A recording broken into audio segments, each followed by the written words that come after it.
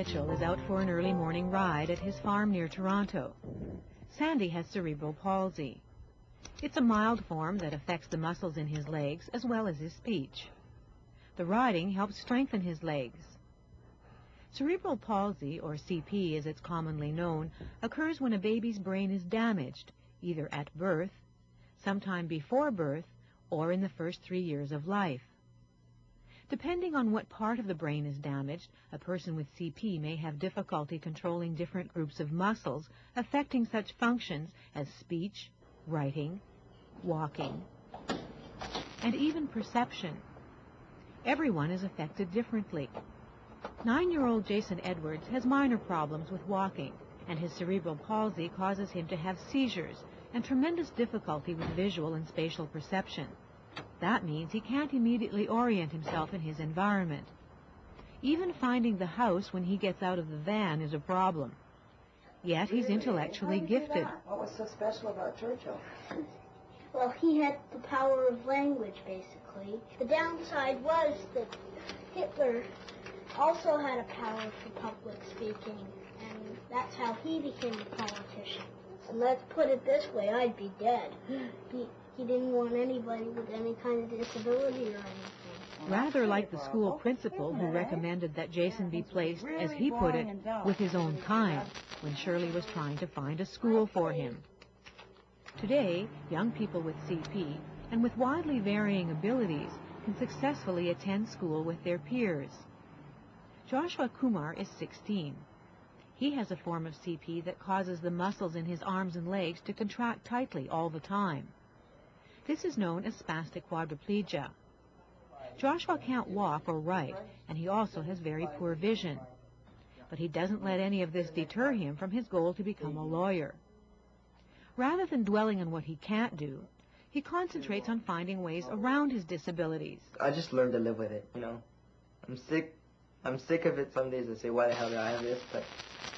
And on other days, I'm like, oh, great. I don't notice it. Some days are hell, some days aren't. You know, just have to learn to go with it, you know. But I've come to terms with it, I guess. The fast-moving world of able-bodied children is a constant challenge for young people with CP. And then I'll be wheeling and wheeling and wheeling, and then I'll finally get there, and it'll be like, oh no, please don't walk over there. And then it'll just be like, I want to put a rope around the world and make it all stop so I can catch up to it, because it seems like I am always catching up to them. But often a far greater challenge than physical obstacles is attitudinal obstacles. Well, it's more of the don't worry, it's not contagious type of thing, like to get them to loosen up, to be my friend. Like, sure, I can meet them, it's just like to get them to act casual, it's hard. Some people figure that since I can't walk, I can't think. Maybe they should just, like, act normal, like how they normally act towards a person. Like, I've noticed with birthday parties, the parents will say, no, she can't come because she's in a wheelchair and I don't know how to treat her, and like I can't be her aid, and like it's usually ignorance that doesn't get me invited to stuff. I just don't want to be seen like some kid in a wheelchair that can't do anything. I want to be seen as the person who can do everything and even more. Like, I want to be thought of as just like everybody else. Scott MacArthur has severe CP. It affects virtually all his muscles, but some minor adaptations, like this mouth stick, enable him to use a computer keyboard, which in turn enables him to hold a full-time job. He lives in an apartment that has been adapted for his special needs, like the shower stall, which accommodates a wheelchair. Scott requires help with all his basic needs. He schedules, coordinates, and directs his own attendant care, which gives him the freedom to live on his own. Is this the height? Yeah. Good height for you, Scott? Yeah. I mean the waistline. Yeah. Pardon for my language, you know, I'm not English. I forgive you. Sometimes you have to bear with me. That's okay, I talk funny too. Scott says that compared to what was predicted for him 20 years ago, he considers himself lucky to have the lifestyle he has.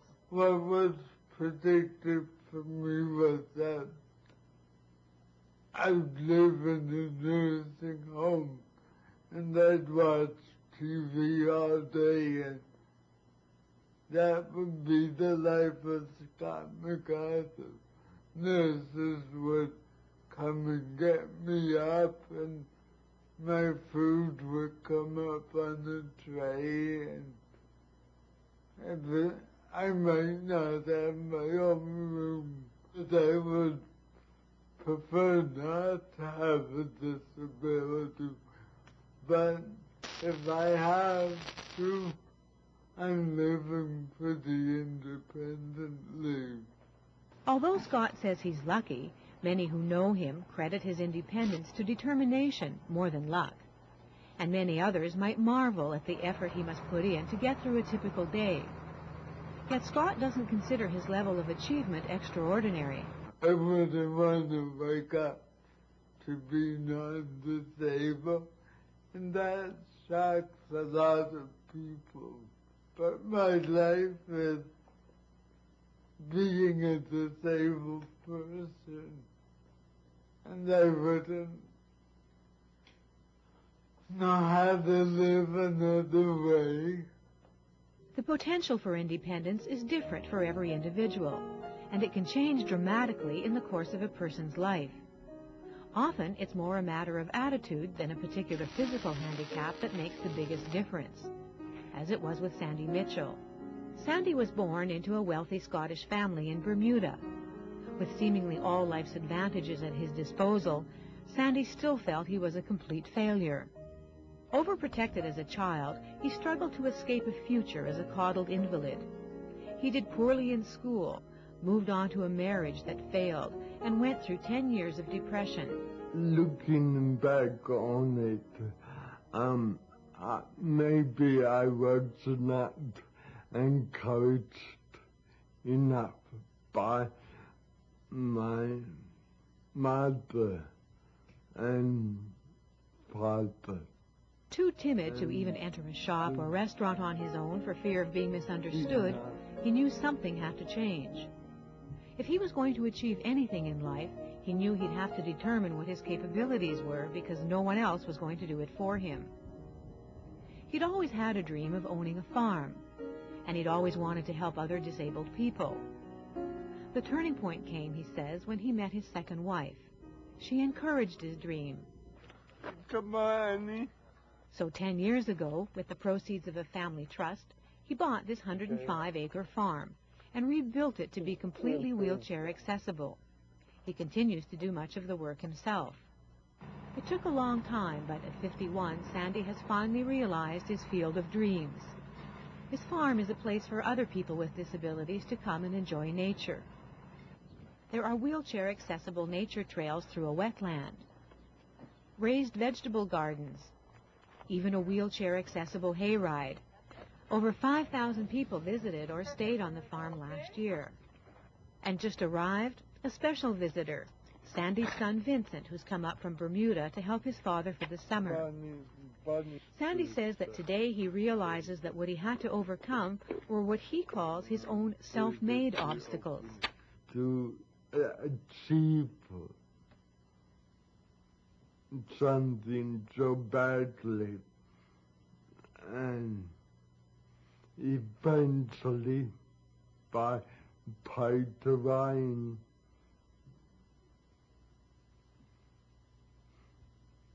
it comes. The reason that self-made obstacles can have so much control over a person's life is that they're so hard to nail down, like the hidden disabilities that often are part of CP. Aaron McKay's CP caused learning disabilities so complex, neither he nor his teachers nor his parents knew what was wrong. Although he appeared bright and personable, he was still failing in college. Things reached a crisis point one day when he struck out at a teacher, the culmination of years of frustration, of knowing he needed help but not knowing how to articulate it. Because I knew what I wanted to do, but I couldn't get there because I kept running into walls. If you talk to Aaron as a young man, he comes across as a very astute, perceptive, bright young man. That's what Aaron really is. But if he was, as part of a test in school, just writing something down, as a teacher you might look at it and think, this isn't the same person. Okay? He had never really fully addressed the fact that with his cerebral palsy he had big learning disabilities. Interestingly enough, often the more minor the cerebral palsy, the more you'll see learning difficulties, and that is something people don't understand. Helen Healy is an occupational therapist with Discoverability, a small agency that helps young people with physical disabilities find solutions to educational and career problems. See, I just got kicked out of school. Have you any idea why you were kicked out of school? Well, yeah, because I have trouble with doing written assignments and keeping up on track. Okay. And I'm slower than the average student. Were you using the special needs office at all? At school? Yeah. No. Helen learned that throughout his school years, Aaron had been in special education classes because of his learning disability and had basically been shuffled through the system at a level that was beneath his abilities. So he lacked the basics. Then he'd managed to wrangle his way into college, but found the workload more than he could handle and quickly fell behind. He worked hard, but got nowhere. Well, what we might suggest, in fact, is that you link back and get a really good psychological testing done. Mm-hmm. Besides the testing, Helen recommended tutoring. Aaron needed help in learning how to organize himself, as well as with his reading and writing skills. He was relieved he wouldn't have to return to elementary school, which was his unspoken fear. He learned what his problems were, which meant that he now knew what steps he'd have to take to deal with them. Aaron has since found a full-time job with a major computer firm and continues to work on his reading and writing skills, his building blocks for the future. In his spare time, he does volunteer work with disabled children. Cerebral palsy can have a tremendous impact on the entire family, emotionally, financially, and in day-to-day demands. At 2 hours old, Desiree, they both had respirators on, they had heart monitors, they had 2 intravenous's, they had electrodes, and Desiree, 3 pounds, 1 ounce, 2 hours old, and she ripped out every single tube there was, including the respirator. The doctors hooked her back up, and 5 minutes later she ripped them out again, and at this point they had to restrain her, and the doctor said to me, "Oh boy, are you in trouble with this one?" And he was right. Bright, spunky, that's how the twins turned out. Even a little defiant. This game is forbidden on the school grounds because of the risk of injury. The twins' feistiness came at a cost. Karen says she sometimes calls them the twins from hell. When they were babies, they cried nonstop. A neighbor even called in Children's Aid. Their tantrums would last anywhere from 4 to 6 to 8 to 10 hours at a time. And I, to this day, cannot stand to hear children crying. One set the other one off. Something very simple like the phone ringing, the water draining out of the sink when it makes a gurgling sound, someone sneezing, someone coughing, the doorbell ringing. It's really been their behavior that's been a challenge for me. She remembers actually envying a friend who had a nervous breakdown. And I felt really cheated that she got to go spend 3 weeks in the hospital, and I had to keep on looking after my kids because I didn't have time to have a nervous breakdown. Doctors had told Karen that the twins would be fine by the time they were 4, so she spent the first years of the girls' lives doing everything possible to make them walk, including electrical muscle stimulation. 8 electrodes on 2 sets of legs every night. It made them totally dependent on me. They could not get out of the bed to go to the bathroom. They couldn't get up in the morning. I had to go into them and be with them, so it almost put them back into infancy. For many years, the twins were very resistant to do anything for themselves. The preoccupation with walking, Karen says, was a mistake. The real issue should have been mobility. For the girls, the most efficient way to get around is in their wheelchairs. Now, Karen regrets she didn't recognize this sooner. Karen also had to learn to let the girls do things for themselves, even if they threw tantrums. And learning to take time for herself helped her maintain her sanity. That and a good therapist. who even borrowed a child with CP for a weekend to understand what Karen was up against. My life was falling apart, so I thought it was about time that I seeked someone to help me. And my marriage was going downhill. I had these children that never stopped crying, and I could not see an end in sight at all. My life was a living hell, so I figured that counseling, it had to do something. I had, what could I lose? And it worked. The twins' behavior forced her to be tough with them, Karen says, but that's been a bonus. They've learned to be independent, to look after themselves, and to take part in all the regular activities that their classmates do, and even more. They're on a wheelchair basketball team, a team that's just won the current Canadian Gold Medal Championship. Parents, too, need a team, a support team.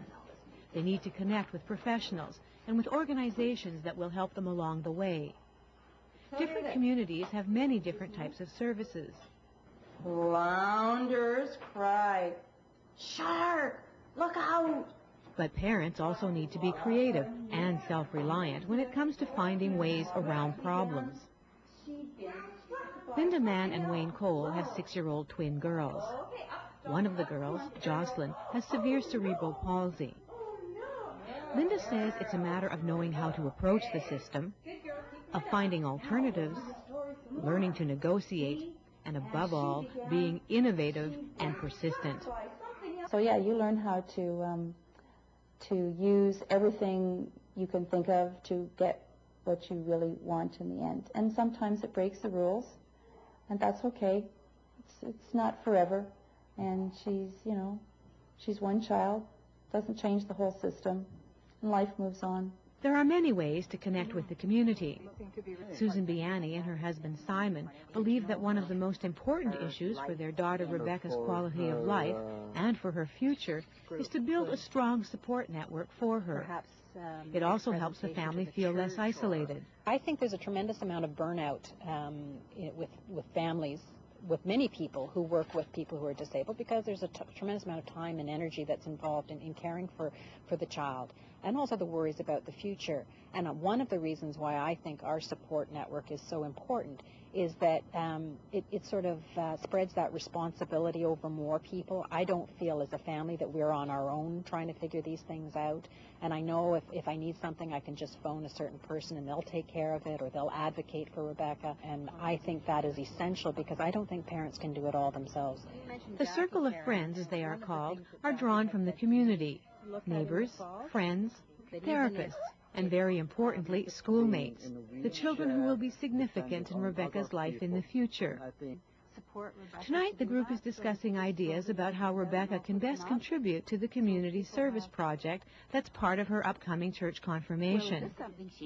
One person suggests a storybook presentation from Rebecca and her classmates about their friendship. I think she can do it with her buddies, so buddying up with people and, supporting her through that. So she could do that. She could work as with a group of her peers. You've got a wonderful bunch of people in your class, Stephanie. What the heck? Susan says that involving the community with Rebecca helps the community to learn to understand the disabled. She says that as government services fall by the wayside, it's up to parents to get involved in the kind of community they want for their children in the future. I think that it's incredibly important for family members to get involved in that process. Otherwise, either there will be nothing there for their individuals, sons and daughters, as they age, or it will not be what they want. Other changes will come from the disabled themselves. Young people who today may qualify as hellions, but may also one day be the stuff of what future leaders are made. Desiree asked me why God had done this to her, and I had struggled with that myself, and I told Desiree that God did not do this to her. It just happened, and that everybody on earth had a purpose in their lives, and that her purpose was to pave the way for other children and to show people that it wasn't all that bad to have a disability and be in a wheelchair.